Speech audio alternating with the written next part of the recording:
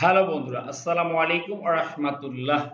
বন্ধুরা, আজকের এই ইংলিশ লার্নিং ক্লাসে আপনাদের সকলকে স্বাগত। বন্ধুরা, আজকে আমরা শিখতে যাচ্ছি বাংলাদেশের সবচেয়ে জনপ্রিয় ইংরেজি পত্রিকা ডেইলি স্টার থেকে একটি অতি সাম্প্রতিক রিপোর্ট। প্রত্যেকটি বাক্যের যে ইংরেজি শব্দগুলো রয়েছে বন্ধুরা, তার বাংলা অর্থ আমরা জানবো, যাতে করে বাংলা অর্থ বুঝে সুঝে আমরা ঠিকঠাকভাবে ইংরেজি পড়তে পারি। সেই সঙ্গে সঙ্গে নতুন নতুন ওয়ার্ড শিখে আমরা স্পোকেন ইংলিশে দক্ষ হতে পারি। তো চলুন বন্ধুরা, শুরু করি। তার পূর্বে ছোট্ট একটা অনুরোধ, এখনো মজার চ্যানেলকে সাবস্ক্রাইব করেনি বন্ধুরা, দয়া করে চ্যানেলকে সাবস্ক্রাইব করে দিন। বন্ধুরা, শুরু করছি। 6-year-old shot while in her father's arms passes away. এটাকে বলা হয় শিরোনাম। এটুকে তাহলে শিরোনাম লেখার অনেক সিস্টেম রয়েছে বন্ধুরা। যে সিস্টেমগুলোর মধ্যে একটা রয়েছে, এখানে অনেকগুলো দেখা যায় যে ভার্বের অ্যাবসেন্ট থাকে, কিন্তু আমাদের বুঝে নিতে হয়, বিশেষ করে অক্সিলিয়ারি ভার্বগুলো। আবার অনেক সময় প্রেজেন্ট ফর্মেও থাকে। এই যে দেখুন, প্যাসেজ আইও দেওয়া আছে, প্রেজেন্ট ফর্মে লেখা আছে, অর্থাৎ ঘটনা কিন্তু পাস্ট, কিন্তু তারপরেও প্রেজেন্ট ফর্মে লেখা আছে। দেখে 6-year-old 6 বছর বয়সী। 6-year-old মানে 6 বছর বয়সী। যদি বলে 7 বছর বয়সী, আমরা বলবো 7-year-old। 6-year-old 6 বছর বয়সী শট, তাকে গুলি করা হয়েছে। শট মানে গুলি করা। শুটে পাস্ট ফর্ম হচ্ছে শট। কখন?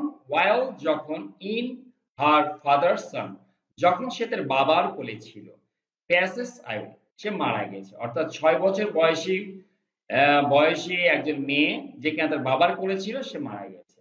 6-year-old shot, তাই গুলি করা হয়েছিল, যখন গুলি করা হয়েছে while in her father's arms যখন তার বাবার বাহুতে ছিল, হাতে ছিল, passes away সে তখন তো কি হয়েছে? মারা গিয়েছে। আমরা এর বিস্তারিত পরে জানবো, কিভাবে মারা গেল সেটা দেখবো আমরা।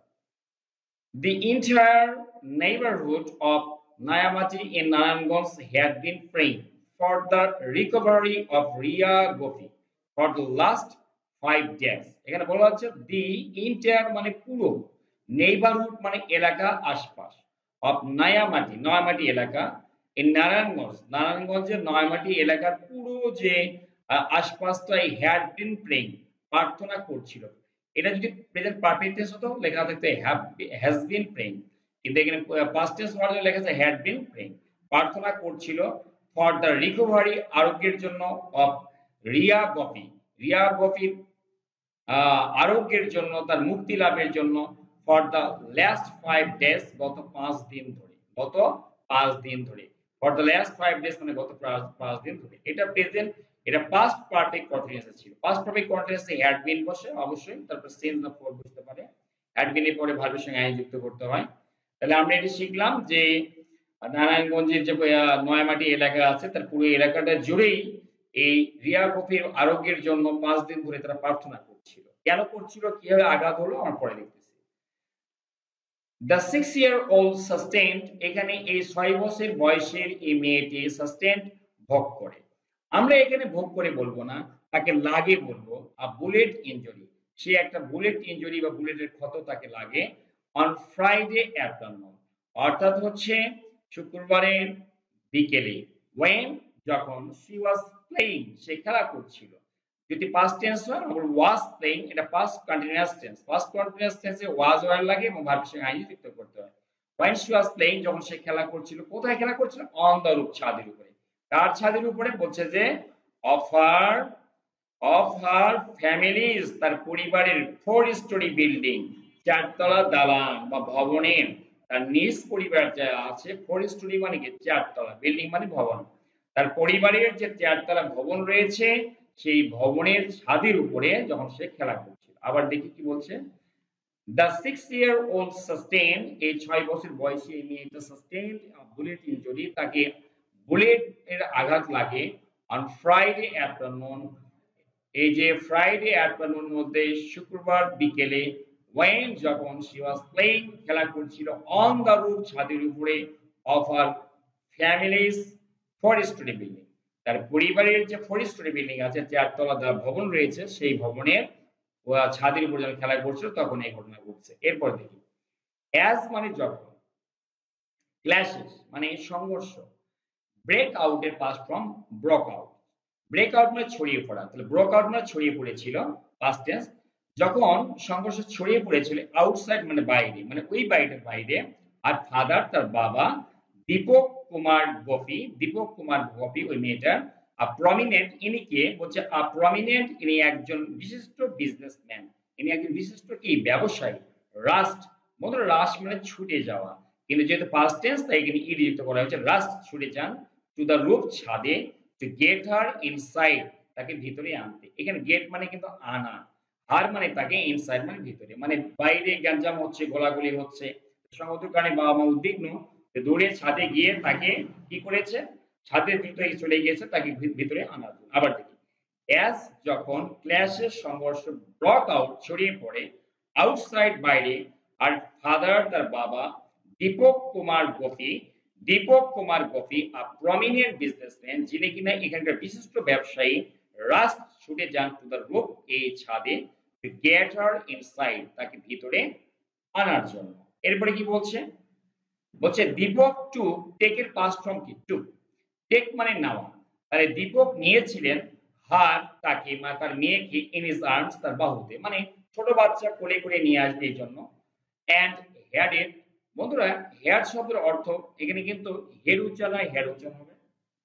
হেড মানে হচ্ছে সামনে অগ্রসর হওয়া, এবং অগ্রসর হওয়ান মানে যাওয়া, কোনো দিকে যাওয়া, টুয়ার্ডস দ্য স্টেয়ার্স, এবং তিনি কি করলেন, তাকে যেমন তার বাহুতে বা তার হাতে নেওয়ার পরে হেডেড টুয়ার্ডস দ্য স্টেয়ার্স সিঁড়ির দিকে নেমে যান।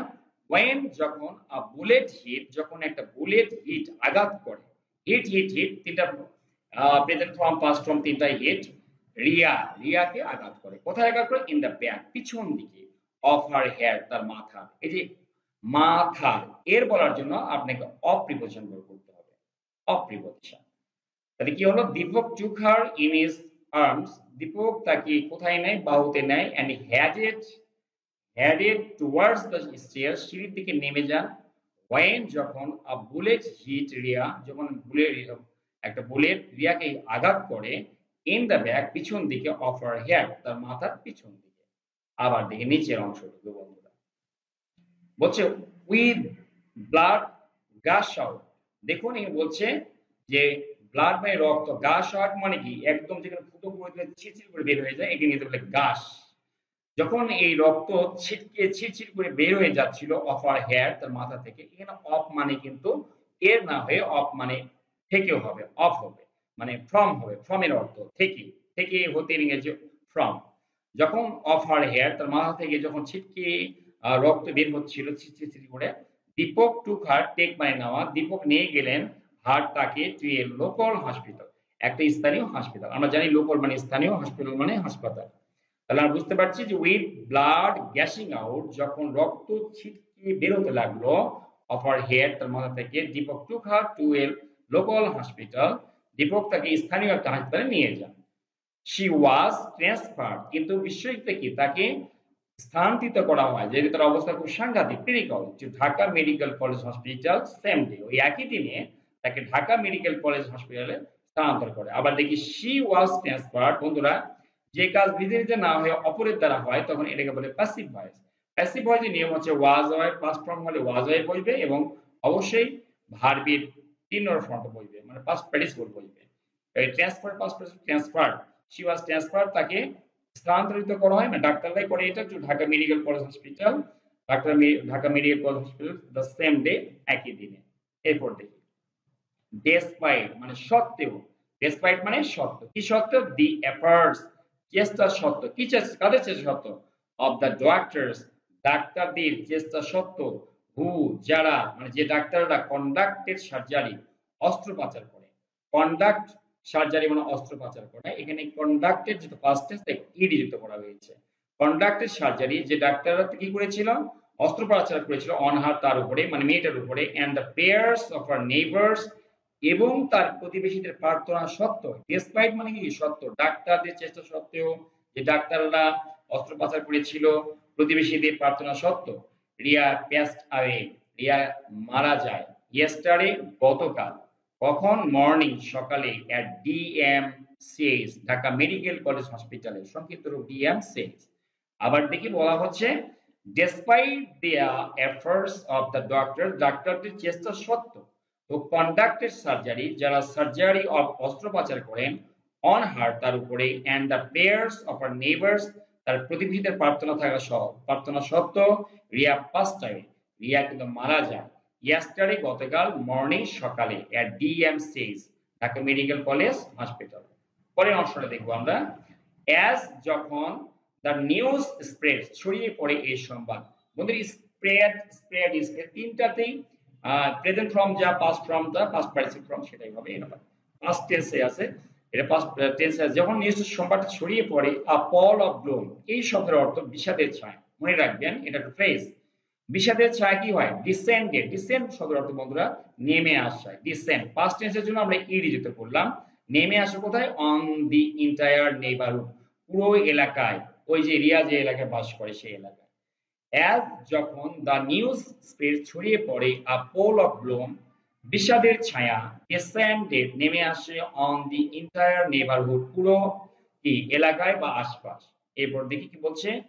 এরপরে বলা হচ্ছে অ্যাজ যেহেতু যখন দিস করেসপন্ডেন্ট এই সংবাদদাতা ভিজিটেড দ্য হাউস এই বাড়িতে যান। বন্ধুরা এখানে বানানটা ভুল রয়েছে, খেয়াল করে নেবেন। বাড়িতে যান হবে এখানে, বাড়িতে যান। দ্য হাউস এই বাড়িতে, এখানে ভিজিট মানে পরিদর্শন করেন, এই ভাষা না বলে বলবো বাড়িতে যান। হি স ফ্যামিলি মেম্বার্স, তিনি দেখলেন যে পরিবারের সদস্যদের এন্ড নেইবার্স প্রতিবেশীদের গ্যাদারিং জড়ো হতে দেখেন এট দ্য হাউস বাড়িতে। আর কি দেখেন? টু কনসোল দ্য কাপল, এই দম্পতিকে সান্ত্বনা দিতে। মানে দম্পতি মানে স্বামী আর স্ত্রীকে ইংরেজিতে বলে কাপল। অর্থাৎ এলাকাবাসী সবাই বাড়িতে জড়ো হতে থাকে এই যে তাদেরকে সান্ত্বনা দিতে। আবার দেখি when this correspondent visited the house, এই বাড়িতে যখন যান, he saw তিনি দেখতে পেলেন, see এর past form saw, family members পরিবারের যারা সদস্যদের দেখলেন, and neighbors প্রতিবেশীদের দেখলেন, গ্যাদারিং জড়ো হতে দেখলেন at the house এই বাড়িতে। কি জন্য? টু কনসোল, কনসোল মানে সান্ত্বনা দেওয়া, টু কনসোল মানে সান্ত্বনা দিতে দেখলেন at the couple, console the কাপল এই দম্পতিদের সান্ত্বনা দিতে তারা এখানে জড়ো হতে দেখলেন। বাট কিন্তু রিয়াস মাদার, রিয়ার যে মা, ওয়াজ ইনকনসোলেবল মানে হচ্ছে অবুঝ, মানে তাকে সান্ত্বনা দেওয়া যায় না, তিনি ছিলেন অবুঝ। আফটার লুজিং, বন্ধুরা উচ্চারণ লস থাকে LOS, এর উচ্চারণ লুজ কিন্তু। আর এর সঙ্গে আফটারটা প্রিপজিশন, প্রিপজিশনের পরে ভার্বের সঙ্গে আইএনজি যুক্ত হয়। After losing her only child, only মানে একমাত্র, লুজ মানে হারানো, তার একমাত্র শিশুকে হারানোর পরে, সন্তানকে হারানোর পরে সে একদম অবুঝ হয়ে পড়ে। বাট কিন্তু রিয়ার্স মাদার, রিয়ার যে মা, কি হলো রে? ইনকনসোলেবল, অবুঝ ছিল। After losing her only child, তার একমাত্র সন্তানকে হারানোর পরে। She just kept on wailing, সে কেবল বিলাপ করছিল। তাহলে কিপ অন, আমরা জানি কিপ অন মানে চালিয়ে যাওয়া, সেখানে past tense kept. On well মানে বিলাপ করে, সে কেবলই, জাস্ট মানে কেবলই, সে কেবলই বিলাপ করছিল সন্তানের জন্য। এরপরে আমরা দেখব একটু গোলাম রহমান, ইনি কে ছিলেন? হু হ্যাজ বিন ওয়ার্কিং, যে কাজ করে যাচ্ছে, এটা প্রেজেন্ট পারফেক্ট কন্টিনিউয়াস টেন্স বলা হয়। কি হিসাবে কাজ করছে? অ্যাজ মানে হিসাবে। কি হিসাবে? অ্যাজ সিকিউরিটি গার্ড, নিরাপত্তা প্রহরী হিসেবে। কোথায়? অ্যাট দ্য রেসিডেন্স, ওই বাড়িতে অফ দীপক, দীপকের বাড়িতে। ফর ওভার 8 ইয়ার্স, প্রায় 8 বছর বেশি সময় ধরে। সেড, তিনি বলেন, তিনি কি বলেন? Riya was the centre, Riya ছিল দুনিয়ার সেন্টার, মানে কি একটা সবকিছু কেন্দ্রবিন্দু। অফ দ্য কাপলস, এই দম্পতির। ওয়াল, এই দম্পতির জগতের কেন্দ্রবিন্দু ছিল Riya. Riya was the centre, সে ছিল সবকিছু কেন্দ্রবিন্দু। অফ দ্য কাপলস ওয়ার্ল্ড, এই যে দম্পতি তাদের জগতে। we were also happy, আমরা সবাই ছিলাম খুবই খুশি। ওয়ার মানে ছিলাম, অল মানে সবাই, সো মানে খুবই, হ্যাপি মানে খুশি। কখন? আফটার, যখন she was born, যখন সে জন্মগ্রহণ করে। অর্থাৎ রিয়া যখন জন্মগ্রহণ করে তখন আমরা সবাই খুশি ছিলাম। এরপরে কি দেখুন, I saw her grow, আমি তাকে বড় হতে দেখেছি। I saw her grow মানে আমি তাকে বড় হতে দেখেছি।